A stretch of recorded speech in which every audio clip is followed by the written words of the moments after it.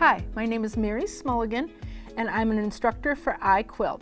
I'm here to give you some tips on stitch length. How many people think that stitch length is very important?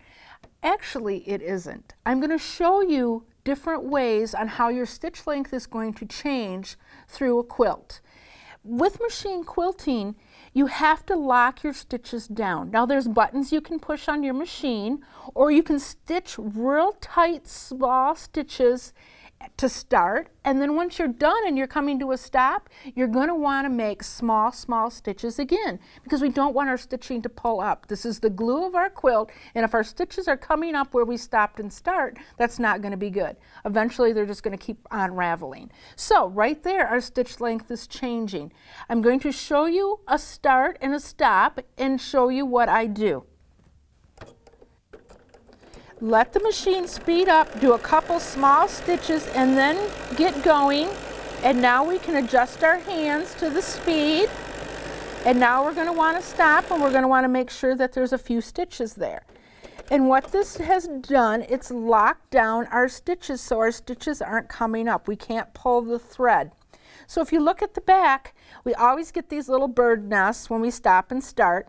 We can cut those off, we can pick at them a little bit, but if you look, the stitches are very small here and here, but look at in here.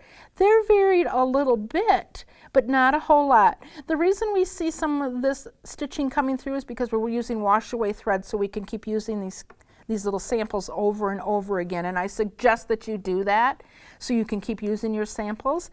But like I said, your stitching has changed twice just in that little spot there. Now let's say the thread broke, okay? This thread is broke. Now we have to start again. So we're going to stick our quilt in here, and we're going to go back over some of our same stitches that we already made because we did not lock these down because the thread broke. So we're going to stitch back over what we started with small stitches, and then we're going to start and go bigger stitches again. And now we're going to stop, and we're going to make small stitches there. Okay, I did a few tight stitches there too, but I definitely did tight stitches right there where my thread broke. Of course, you'd cut this off, but now these stitches are not going to come back up. Okay, I'll show you on the back. It might be a little easier to see. So small stitches here, small stitches there, and small stitches here. So in this small little area, we've changed our stitch length 3 different times. So how important is stitch length? Please don't try to be so perfect with the stitch length. The stitch length will come.